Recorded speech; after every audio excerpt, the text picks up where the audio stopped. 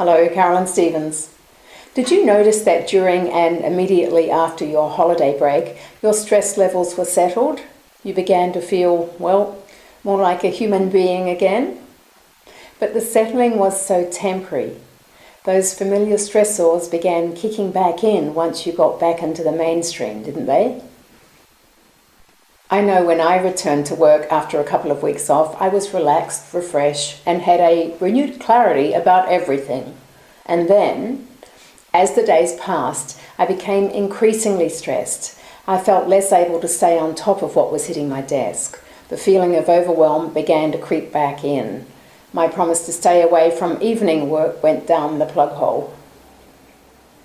Most of us would like it if our regular state were less stressed. We want to maintain a chilled state regardless of the stress inducers that confront us as the weeks and months go by, don't we? Of course, you need some stress. It gets you out of bed each morning. But if your blood's pumping too quickly for too long, you're likely to create unacceptable consequences. Excessive stress has a serious impact on your health and your relationships, as well as on your leadership practices, behaviours and results. I don't know any top-notch leader who's chronically stressed. In fact, a key to their exemplary performance is that, apart from the odd occasion, they're in the zone, enjoying their work. When your stress levels are excessive, it will impact your leadership effectiveness. The typical symptoms of excessive stress can be moodiness, having an edgy demeanour, being short-tempered, being anxious, and that's going to impact your relationships. Other symptoms are being overwhelmed, having trouble focusing, having memory problems and feeling burned out, and that's going to impact your decision-making. Other symptoms, being demotivated, having less productivity and generally being or feeling unhappy, and that's going to impact your energy level. Also, tiredness and headaches and having either a decreased or increased appetite will impact your general sense of well-being.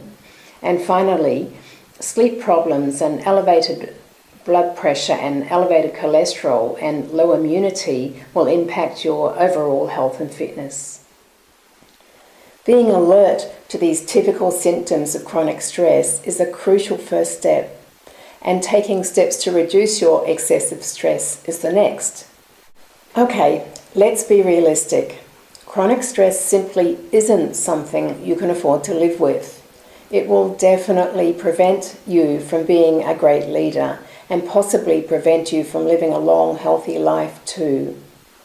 I want you to stop, take a really hard look at what's going on for you, get clear on what's whipping up most of your stress, and then deal with those stress triggers head on by taking action. For example, you work too much. What can you do? Know your boundaries. Get really clear on what would constitute good work-life balance for you, and take action to create more balance. A specific situation is stress-inducing for you. Your pivotal action? Remember, things don't have meanings in themselves. We actually give things meaning. Take a look at the meaning you've currently put on the stressful situation and then find a meaning that's more useful for you. Are you feeling anxious about a circumstance in your life? Anxiety occurs when you're focusing on what you don't want to happening. So your action is to focus on what you want to have happen, your ideal outcome, and then watch your anxiety dissipate. Perhaps there's unresolved conflict in one of your important relationships. Here you need to, first up, take an I'm okay, you're okay stance, and then courageously deal with the conflict. Are you feeling harassed or intimidated by a person's aggressive behaviour? Here, it's important to know that aggression is always triggered by fear. Think about a tiger in the jungle. When it's attacking, provided it's not hungry, isn't it fearful? Yes. The person behaving aggressively therefore needs your support. What could you do to better support them? Are you experiencing stress-related health consequences? Your action is to Do whatever you need to do to take adequate time out several times every week. And do sweat-inducing cardiovascular exercise at least 3 times every week. And make sure you effectively fuel your body. A high-protein, low-fat diet works well for most people.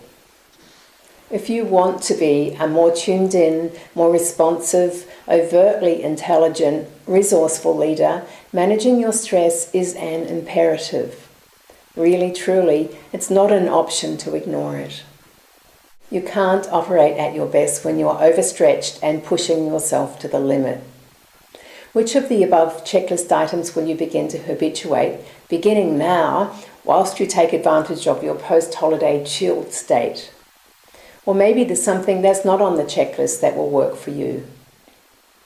For those of you who are after a solution in a nutshell, I've heard it said that ideally you'd reduce your stress by talking it out. And if that's not plausible for you, run it out.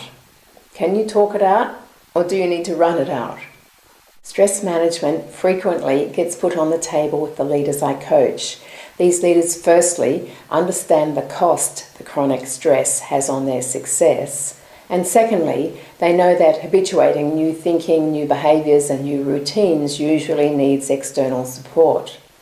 Shoot me off an email if you or a leader in your team want support with this and other pivotal leadership practices.